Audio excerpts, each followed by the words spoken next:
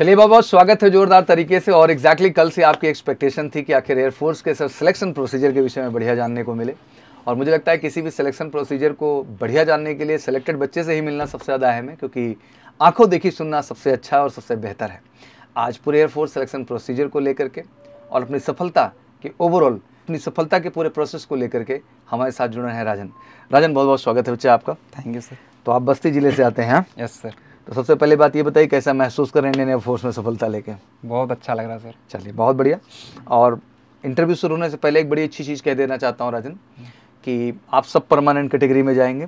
इस बात का मेरा स्ट्रांग वादा तब से लेके अब तक है, तो बिल्कुल शेर की तरह दहाड़ते हुए जाइए। आप ही कहे थे सर, तब से भरोसा है कि बिल्कुल भरोसा है और इसको बना के रखिए। मैं देश के हर आर्मी नेवी एयरफोर्स के बच्चे से कहना चाहता हूँ कि आप सब परमानेंट होंगे। आप इतने काबिल इतने स्किल्ड होंगे कि ये सोचा ही नहीं जा सकता। आज ठीक है, इस डिस्कशन को थोड़ा डिले हो रहा है, बट लगातार गवर्नमेंट इस चीज़ पे विचार कर रहे हो। जल्दी आपके सामने एक ऐसा प्रोसेस होगा जहां आप सब 100% परमानेंट कैटेगरी में दिखाई देंगे। चलिए अब राजन आते हैं कुछ अहम प्रश्न पे। सबसे पहले, क्योंकि इंटरव्यू में बहुत बड़ा भी नहीं कर सकते हैं, तो सबसे पहले यही जानना चाहूँगा कि ये आपका इंटेक जो है 1/2025 था, तो ये पहला इंटेक था या दूसरा? ये मेरा सेकंड इंटेक था। अच्छा, ये आपका सेकंड इंटेक था। मतलब आप 1/2024 में भी अपीयर हुए थे। तो रिटर्न क्वालिफाई कर पाए थे उसमें? नहीं सर, उसमें फिजिक्स का कट ऑफ नहीं पार। अच्छा, फिजिक्स नहीं पार हुए। चलिए बहुत बढ़िया। तो इसमें क्या स्कोर रहा इस बार आपका? इसमें 36 नंबर है। चलिए बहुत बढ़िया। एक्स कैटेगरी में? X category. चलिए बहुत बढ़िया स्कोर है। तो अब बेसिकली जो है जो जर्नी शुरू हुई इसकी, क्योंकि इस बार समय काफ़ी मिला, बच्चे लगातार, मैं जैसे जून की डेट दे रहा था, फिर एक वीडियो आया उसमें मैंने बताया भी कि जुलाई जाएगा, क्योंकि ज्वाइनिंग नवंबर में इतने देर गैप करके बैठाएंगे कैसे, इसलिए थोड़ा इधर बच्चों को टाइम, वैसे भी अब दिमाग में बच्चे रख लें कि मतलब 2-2.5 महीने 3 महीने का समय मिलेगा ही मिलेगा, क्योंकि फेज 2 के लिए भी वो चाहते हैं कि आप प्रॉपर तैयार होके आए। Yes sir. अब पहला प्रश्न है कि रिपोर्टिंग कब थी आपकी? 5 बजे रिपोर्टिंग टाइम से सर बुलाए थे। क्या डेट थी आपकी? 23 जुलाई को सुबह 5 बजे रिपोर्टिंग थी। तो 22 को ही पहुंच गए थे वहाँ पे? हम 22 को शाम को पहुंचे थे सर वहाँ। तो वहाँ पे होटल वगैरह लिए, कैसे रुकना? नहीं, मतलब वहाँ एयरफोर्स स्टेशन के अंदर गए, तो मतलब वहाँ लड़के थे, मतलब वो लोग रूम दे रहे थे कि रात के लिए पैसे लेके, तो वहीं रुक गए थे रात भर। अच्छा। तो स्टेशन के आस ही पास रूम मिल रहा था? हाँ, स्टेशन के अंदर हलने के बाद मतलब एक जगह था, मतलब गाँव जैसे टाइप एरिया था। अच्छा, गाँव टाइप पे। अच्छा, वहाँ मौका मिल रहा था, दे रहे थे हम, तो वहीं रुके। कितना खर्चा पड़ जा रहा था? 100 रुपये ले रहे थे एक रात का रुकने के लिए। खाना नहीं था? खाना नहीं था, बस खाने की व्यवस्था कैसे हुई? खाना सर यहाँ से फ्रूट वूट ले गए थे। और फिर अंदर मतलब दोपहर में जब जीडी हो गई, मतलब जिसकी जीडी हो जा रही थी, उसके बाद उसको खाना मतलब दे रहे थे, पैसे लेके थे। कितना लग जा रहा था अंदर खाने का? 50 रुपये ले रहे थे, पूरी सब्जी दे रहे थे। अच्छा, पूरी सब्जी मिल रहा था खाने। चलो बढ़िया। तो वहीं बगल में ही थे, तो सुबह 5 बजे रिपोर्ट करने में कोई दिक्कत हुई नहीं? तो जैसे गेट पे पहुंचे तो एंट्री के समय क्या क्या किया लोगों ने? उन्होंने मतलब कहा जैसे फोन अपने स्विच ऑफ रख दो और एडमिट कार्ड और आधार कार्ड ले लो हाथ में अपने, बाकी और उसके बाद हाइट मेजरमेंट किए, फिर अंदर ले गए। ठीक है।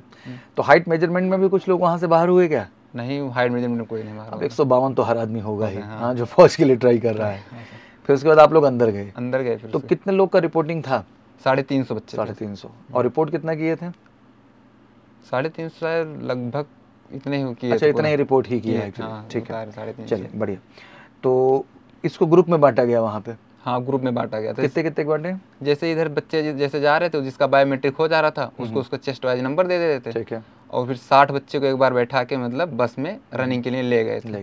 तो रनिंग इस बार ट्रैक पे कराए, ग्राउंड पे? ट्रैक पे हुआ था वैसे, मतलब सड़क थी। सड़क पे। अच्छा, सड़क पे ही कराए। बता रहे सड़क थोड़ा घुमावदार भी रही है। अब नहीं, मतलब सिर्फ एक घुमाव सर, मतलब लगा कि ज्यादा घूमता, बाकी वो थोड़ा सा टर्न जैसे होता है वैसे ही था। तो 60 लोग में कितना लोग फिजिकल से बाहर हुए, मतलब रेस से? नहीं, 60 लोग को मतलब एक बार ले गए। पूरा एक ग्रुप थक गया होगा। ओवरऑल 180 बच्चों को एक साथ दौड़ाए थे। अच्छा, टोटल 180 को दौड़ाए। मतलब 2 बैच में दौड़ा दिए थे? दौड़ा दिए थे 2 बैच में। तो कितने लोग रेस से आउट हुए? 10 से 15 बच्चे आउट हुए थे टोटल 360। 180 बच्चे। अच्छा, 180 में से इतना ही उसमें भी आउट हुए होंगे? एग्जैक्टली इतना उसमें भी, सेकंड ग्रुप में।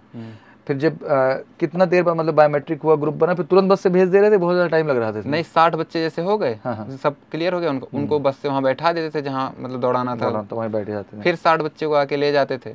ऐसे 180 बच्चे जब हो गए। कितने बजे रेस शुरू हुई? रेस यही अप्रॉक्सीमेटली 6:30 बजे। 6:30 बजे शुरू हो गई। तो 6:30 बजे रेस शुरू कर दिए? हाँ, कर दिए सही टाइम पे। तो बेसिकली उसके बाद जो है वहाँ जाके आप लोग बैठे, फिर रेस शुरू किया। 7 मिनट पूरा दिए, कुछ समय काट? 60 मिनट पूरा दिए थे। कॉपरेशन पूरा मिल रहा था? कमांडिंग अफसर ने कहा भी था सर कि मतलब यहाँ जैसे दौड़ नहीं है कि तुम्हें एक्सीलेंट मानना है या क्वालिफाई रेस है, ये आर्मी वाले माइंडसेट से बाहर आओ और एयरफोर्स और नेवी का माइंडसेट रखो। 7 मिनट तुम्हें मिले हैं प्रॉपर, तुम 7 मिनट में पूरा कर दो अपना रेस, बस यही जिम्मेदारी है। बस। चलिए बहुत बढ़िया। तो इसके बाद जो है कितने देर में आपका हो गया था? सर मैं मतलब आगे से मतलब तीसरा था, मतलब मुझसे आगे 2 बंदे थे, बस थर्ड पोजीशन पे आपने, मतलब 6 मिनट के अंदर आपने कर दिया है रेस, शायद 5:40 के आसपास मार दिया था। चलो बढ़िया। फिर इसके बाद क्या किया उन लोगों ने? उसके बाद ऐसे सब बच्चों को ले जाके मतलब ऐसे थोड़ा जॉगिंग कराते हुए ले जाके बैठा दिए थे। फिर जितने बच्चों का रिंग रहा था बैठाए थे, मतलब थोड़ी देर तक बैठाए थे। फिर एक ग्रुप और आया, उन लोग रनिंग करके आए, तो उसके बाद फिर सबको एक साथ मिला के पुशअप और ये सब वगैरह मतलब पुशअप स्क्वाट सेटअप सारे करवा रहे थे। पुशअप्स में भी बाहर हुए लोग? हाँ, पुशअप में 4-5 बच्चे बाहर हुए थे। अच्छा, दोनों ग्रुप मिला करके? हाँ। और स्क्वाट्स में? स्क्वाट में 2-3। और सेटअप्स में? सेटअप्स में भी 1-2 बच्चे इस बार। अच्छा, बिना मतलब के लोग हवा उड़ा रहे थे, बहुत ज़्यादा फिजिकल आउट कर दे रहे हैं। अब की बार से पुशअप मतलब मुझे अच्छा लगा कि वो पुशअप मतलब पहले बता रहे थे कि मतलब तुम ये करोगे तो तुम्हें क्वालिफाई कर लोगे ऐसा, और ऐसी गलती करो तो डिस्क्वालीफाई हो जाओगे। तो बेसिकली जो है पुशअप्स में सब में कोऑपरेट कर रहे थे और सब बता के करा। और ऐसा नहीं अब की बार मतलब ये यहाँ जब जाने से पहले लोग कह रहे थे कि 5 सेकंड 6 सेकंड 7 सेकंड मतलब होल्ड करवाते, लेकिन ऐसा कुछ नहीं था। अब की बार मैक्सिमम 2 से 3 सेकंड ऐसे मतलब जैसे बस इससे ज्यादा नहीं करवा रहे। लेकिन फिजिकल में लोग आउट हुए हैं इस बार? अब की हाँ हुए, जो रनिंग नहीं कर पाया, जो प्रैक्टिस नहीं किया था सर, वही बाहर हुआ। कहाँ से करेंगे? फिर इसके बाद क्या हुआ, मतलब जब ये सब कंप्लीट हो गया फाइनल, तो फिर क्या किए? फिर उसके बाद बैठा के अपना डॉक्यूमेंट कह रहे। कितना बज गया था इतना सब होते होते? ये बोलते 8 साढ़े 8 बज गए। ठीक है। फिर डॉक्यूमेंट कितनी देर चला? डॉक्यूमेंट बहुत मतलब 2-2.5 घंटे। 11 बजे के बाद मतलब लेके उसको हॉल में अंदर बैठाए, फिर चेस्ट वाइज नंबर ले जा रहे थे जीडी के लिए 11 बजे 11:30 बजे। तो पूरा 15 ग्रुप बनाए? ग्रुप कितने बनाए? 15 से 20। मेरे ग्रुप में 19 बच्चे थे। अच्छा। हाँ, मतलब 20 तक ग्रुप इस बार? 20 तक चले जा रहे थे, 18 19 20 ऐसे। बढ़िया। तो आपका ग्रुप किस नंबर पे आया, मतलब पहले दूसरे तीसरे? पहले ही नंबर पे। 4 जैसे मतलब 8 एसएस अफसर थे तो 4 जगह कंडक्ट करा रहे थे। ठीक है। तो एक साथ 4 ग्रुप जाता था। हाँ, तो उसमें आपका पहला ग्रुप गया? पहला ग्रुप पहले राउंड में गया? पहले राउंड में। तो 19 लोगों का टॉपिक मतलब कुछ ब्रीफिंग दिए पहले ऑफिसर्स, क्योंकि 2 अफसर तो बैठते ही हैं। अब की बार मुझे मतलब एक मैम थी कमांडिंग अफसर, वही चीफ थी, और एक सर थे, तो उन्होंने पहले ही बता दिया मतलब उन्होंने टॉपिक का नाम बता दिया। उसके बाद कहे मतलब यहाँ फिश मार्केट नहीं करना है, और बाकी जो अपना मतलब जानो, और उसके बारे में पूरा बढ़िया से ब्रीफिंग कर दिए, यही बोलना मतलब कोई फालतू। क्या टॉपिक था? Impact of social media on teenagers. बढ़िया टॉपिक है। टॉपिक बहुत बढ़िया था, मिल गया था हम लोग को। अब की बार ऐसे 3 टॉपिक ही चल रहे थे, पूरे दिन ही चले। एक ये हो गया सर, दूसरा था voting compulsory for our country, और तीसरा प्लास्टिक में, और एक था कि मतलब इस क्रिकेट मतलब रिप्लेस अदर गेम्स। 4 गेम। ठीक है, ये 4 टॉपिक रखे गए थे। ठीक है। तो डिस्कशन शुरू हुआ, तो सबको 1 बाय 1 फिर नरेट किए होंगे पहले टॉपिक को? हाँ, पहले मतलब मुझसे स्पीकर लगा के चला दिए 5 मिनट। उसके बाद बोली, और उन्होंने कहा भी फेयर सीट और रफ सीट दे दिया। उन्होंने कहा कि मतलब अपने जो रफ सीट है उसमें पॉइंट वाइज लिखना, और जो लिखना मतलब उसको बोलना भी, और जो फेयर सीट है उसमें पैराग्राफ वाइज, पॉइंट वाइज उसमें मत लिखना, पैराग्राफ वाइज लिखना। तो सब पैराग्राफ वाइज लिखे थे। उसके बाद बोले कि मतलब फेयर सीट जमा होगी, पर रफ सीट अपने पास ही रखो। अगर तुम्हें जीडी करते वक्त कोई दिक्कत हो रही, नहीं बोल पा रहे, तो उसमें देख के बोल सकते हो। मतलब अपना बुलेट पॉइंट बना रखा आपने, उसके बाद देख के बोल सकते हो। चलिए बढ़िया। तो सबको 1 बाय 1 मौका दिए सबको। और मतलब जैसे स्टार्ट हुआ जीडी सर बोले, मतलब पहले इंट्रोडक्शन हुआ, नरेशन बच्चे सब 1-1 मिनट दिए। फिर उस जीडी जब स्टार्ट हुआ तो मैं और अपने ही कोचिंग का एक लड़का था, मतलब वो दोनों लोग एक साथ स्टार्ट किए। तो उन्होंने कहा रोक दिए, बोले एक बच्चा बोलेगा, मतलब एक ही लोग बोले एक साथ, एक टाइम पे। फिश मार्केट नहीं, 1 बाय 1। तो अच्छा, टोटल एमकेसी से कितने लोग रिपोर्ट किए थे आपके जान में इस बार? 12 या 30 बच्चे थे लगभग। 13 बच्चे थे। हाँ, एक बच्चा और अपडेट करता है कि अराउंड 13 बच्चों के आसपास थे हम लोग। इसमें से टोटल 10 लोग फाइनल हो गए थे। 10 तो मेरे मतलब कंफर्म 7 ही के थे, निकले थे सब लोग जब गेट पे, तो 10 बच्चे थे, और लोग अपने घर चले गए, मैं इलाहाबाद चला। बहुत बढ़िया। तो बेसिकली इसके बाद जो है जीडी में सबको 1 बाय, तो डिस्कशन का बिल्कुल माहौल नहीं, वो सबको नरेट ही करने दिए 1 बाय 1? नहीं, नरेट करने के बाद डिस्कशन मतलब सबसे पहले एक बार सुन ले सबके ओपिनियन, सबका लेवल देख लिए। नरेशन करने के बाद भी मतलब ऐसे 2 लोग एक साथ, 2 लोग ना बोलो, मतलब ऐसे प्रॉपर 2। उसके बाद सब एक साथ बुलवाए। फिर जब फिश मार्केट की तो तुरंत रोक देते थे, बोलते थे जो बच्चा नहीं बोला है वो बोलेगा। और यहाँ तक भी किए थे, मतलब इतने बच्चे थे 19, A B C 3 ग्रुप में बांट दी थी। बोल रही थी मतलब B ग्रुप में जो बच्चा नहीं बोला वो बोलेगा, उसके बाद C ग्रुप में जो नहीं बोला वो बोलेगा। ऐसे मतलब बहुत कोऑपरेट कर रहे थे। काफी कोऑपरेट करके इस बार किया गया। मतलब बहुत ज्यादा घबराने की जरूरत नहीं है, बहुत ज्यादा बढ़िया। सुन रहे थे कि कानपुर मतलब बहुत टफ है, ऐसे ही इस देश में सब टफ बताते ही रहते हैं। ऐसे मेडिकल को लेके लोग बिना मतलब की अफवाह उड़ाते रहते हैं। ओके, तो फिर फाइनली जीडी आपके कब खत्म हुए? 12:30। फिर क्या शुरू हुआ? डॉक्यूमेंटेशन? नहीं, फिर उसके बाद लेके आए, बैठा दिए मतलब यहाँ बाहर तो उसके बाद जब सबका खत्म हो गया सर तब रिजल्ट शुरू तब उसके 1.5-2 घंटे बाद रिजल्ट दिए हैं। कितने बजे रिजल्ट आ गया था? 6:30-7 के करीब हो गए थे। तब समझो यहाँ 12-12:30 बजे से लेके बैठे रहे 4 घंटे। हाँ वहीं बाहर मतलब ऐसे बैठाए थे कि खाना पीना जिसको खाना हो तो वही खाना पीना सब खा रहे थे और वैसे बैठे थे। खाने का मन कहाँ करता जब तक रिजल्ट ना समझ में आ जाए। भूख लगी थी लेकिन सब लोग खा रहे थे। क्या आप तो खाएंगे एग्जैक्टली। तो शाम को 6:30 बजे आसपास रिजल्ट? हाँ रिजल्ट सबको, जिसका मतलब नहीं हुआ था उसको मतलब उसका चेस्ट नंबर बता दिया, बैग लेके अपन बाहर चला गया। उसके बाद लोग टोटल हुए? 210 बच्चे हुए थे। मतलब 150 बच्चे आसपास बाहर हो गए। जीडी में अब की बार मतलब जो नहीं बोला था एकदम नहीं बोला था, बस वही बाहर जा रहा है, वही बाहर जा यही समझाना चाह रहा हूँ कि मतलब इतना टफ मत बना दीजिए दिमाग से और दूसरों को मत सुनिए। जितना तैयारी आपने अच्छे से किया है जाइए, कॉन्फिडेंस के साथ दीजिए, आप अच्छा कर ले जाएंगे, उसमें कोई दो राय नहीं। चलिए बहुत बढ़िया।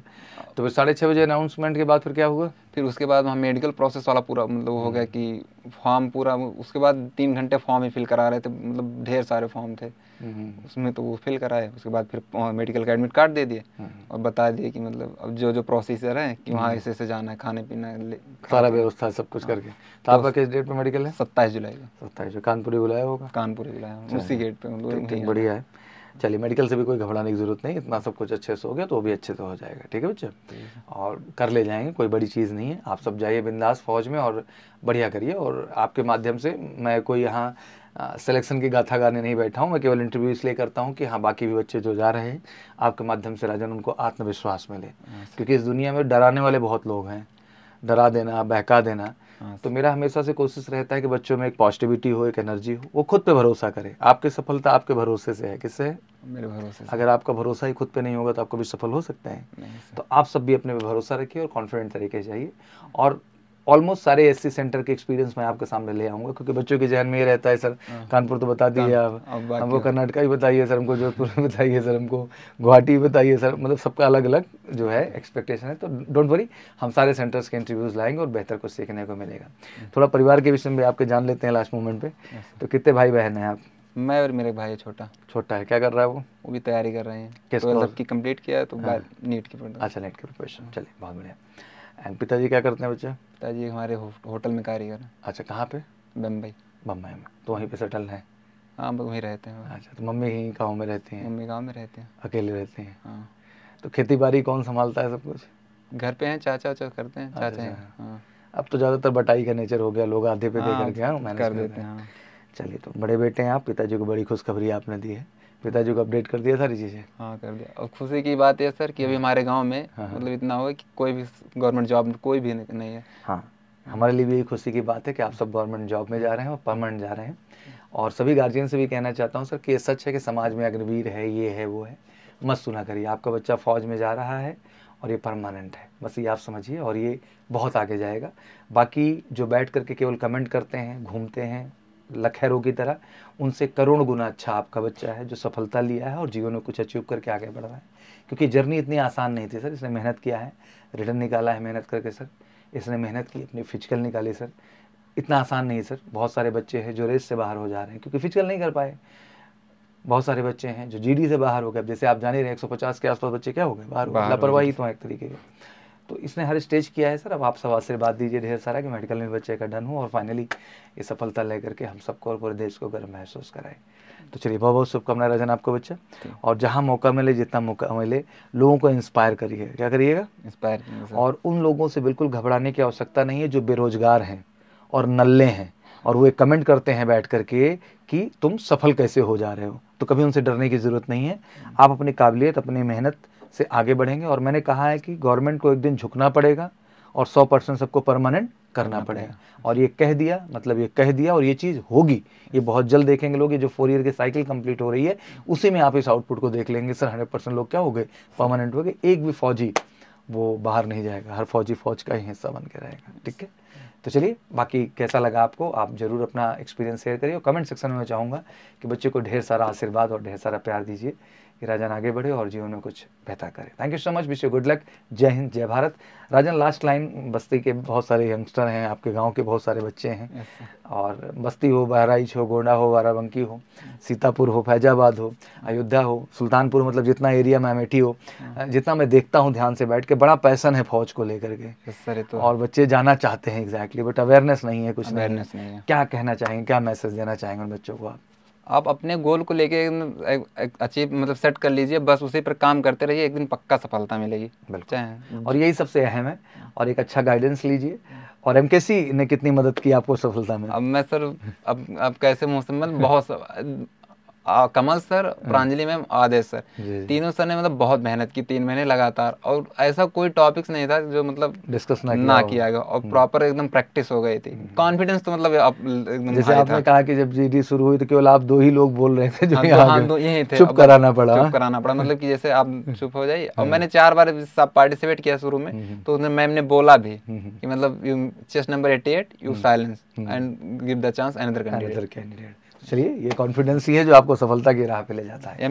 जी, कहूँगा सर, मतलब अगर आपको फेस टू या मतलब कोई भी किसी चीज़ की प्रिपरेशन करनी है तो आप एमकेसी आए हैं, बहुत बढ़िया गाइडेंस के टीचर हैं। बिल्कुल, कोशिश यही कि ईमानदारी से मेहनत करें, और बिल्कुल आप लोगों के बहुत बहकावे में मत जाएं। 10+2 लेवल पे घूमने के बजाय ज़रूरी है कि आप निकल के अपना करियर संवारिए, और करियर संवारिए और आगे बढ़िए, यही आपके लिए ज़रूरी है ज़िंदगी में। और मुझे लगता है कि फौज वो आपको रास्ता देगी और सब परमानेंट होंगे। Thank you so much, wish you good luck. जय हिंद, जय भारत।